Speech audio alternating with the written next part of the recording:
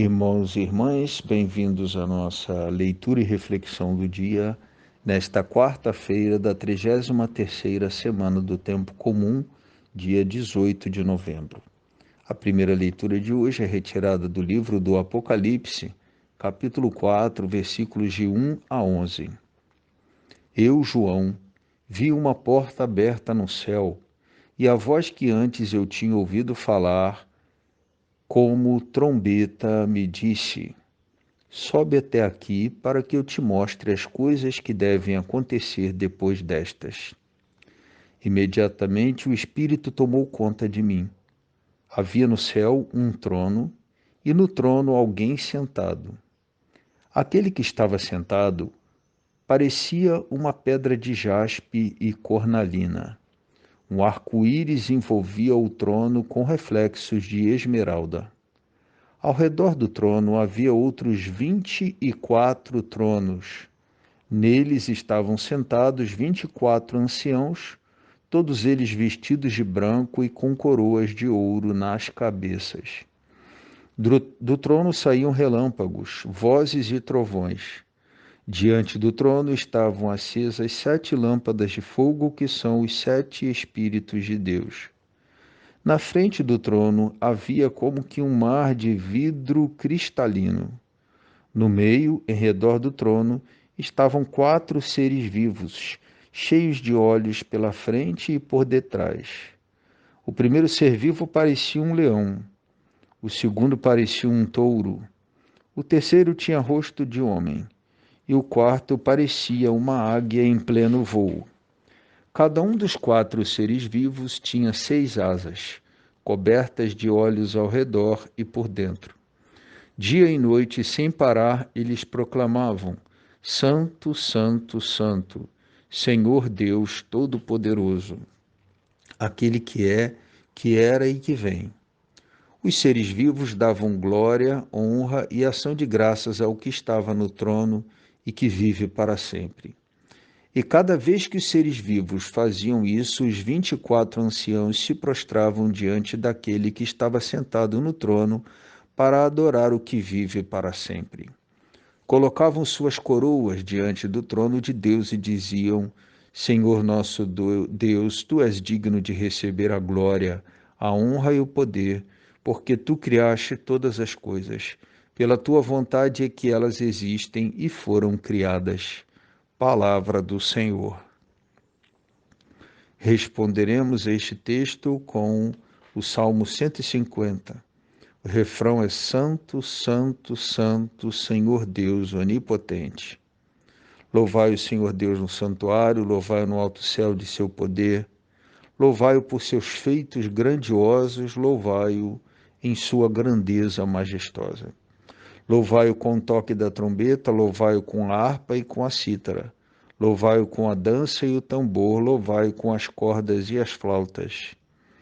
Louvai-o com os símbolos sonoros, louvai-o com os símbolos de júbilo.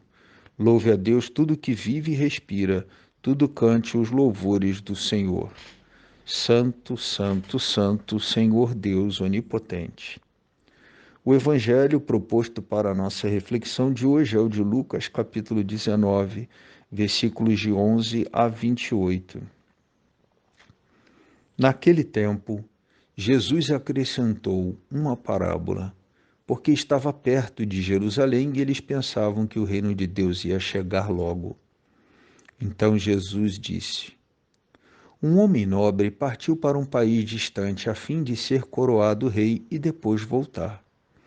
Chamou então 10 dos seus empregados, entregou 100 moedas de prata a cada um e disse: procurai negociar até que eu volte. Seus concidadãos, porém, o odiavam e enviaram uma embaixada atrás dele, dizendo: nós não queremos que esse homem reine sobre nós. Mas o homem foi coroado rei e voltou. Mandou chamar os empregados, aos quais havia dado dinheiro, a fim de saber quanto cada um havia lucrado. O primeiro chegou e disse: Senhor, as 100 moedas renderam 10 vezes mais. O homem disse: muito bom, servo bom, como foste fiel em coisas pequenas, recebe o governo de 10 cidades. O segundo chegou e disse: Senhor, as 100 moedas renderam 5 vezes mais. O homem disse também a este: recebe tu também o governo de 5 cidades. Chegou o outro empregado e disse: Senhor, aqui estão as tuas 100 moedas que guardei num lenço, pois eu tinha medo de ti, porque és um homem severo. Recebes o que não destes e colhes o que não semeastes. O homem disse: servo mau, eu te julgo pela tua própria boca. Tu sabias que eu sou um homem severo, que recebo o que não dei e colho o que não semeei? Então por que tu não depositaste meu dinheiro no banco? Ao chegar, eu o retiraria com juros. Depois disse aos que estavam aí presentes: tirai dele as 100 moedas e dai-as àqueles que têm 1.000. Os presentes disseram: Senhor, esse já tem 1.000 moedas. E ele respondeu: eu vos digo, a todo aquele que já possui será dado mais ainda, mas aquele que nada tem será tirado até mesmo o que tem. E quanto a esses inimigos que não queriam que eu reinasse sobre eles, trazei-os aqui e matai-os na minha frente. Jesus caminhava à frente dos discípulos, subindo para Jerusalém. Palavra da salvação. Irmãos e irmãs, hoje nós acompanhamos o mesmo texto de domingo, entretanto, o paralelo de São Lucas. De domingo nós acompanhamos o texto de Mateus. Do ponto de vista temático, está muito associada à ideia da parábola dos talentos. A nossa reflexão de domingo caminhou no sentido de entendermos que nossa existência precisa ser fecunda, que nossa missão não é subtrair, não é diminuir, não é dividir, mas sim multiplicar e somar. Na nossa reflexão de domingo também chamamos a atenção para a ideia equivocada que aquele servo tinha de seu senhor e para o medo, como uma atitude que às vezes nos impede de abraçar o que o Senhor pede de nós, o quanto o medo pode paralisar e impedir a gente ir adiante em nossos projetos e, sobretudo, na construção do reino de Deus.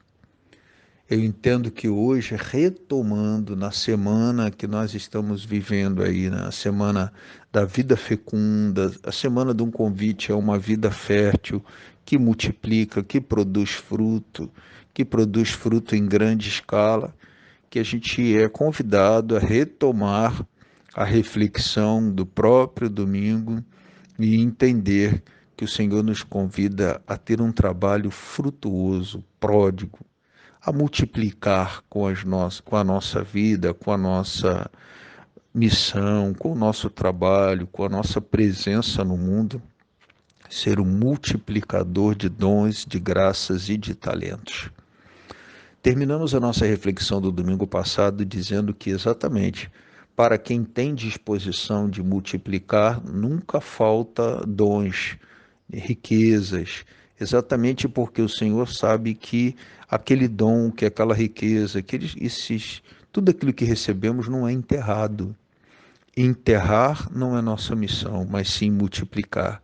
E para quem se dispõe a multiplicar, nunca há de faltar, pelo contrário, porque ele precisa para si e para quem bate à sua porta, uma vez que há sempre nele uma disposição para multiplicar.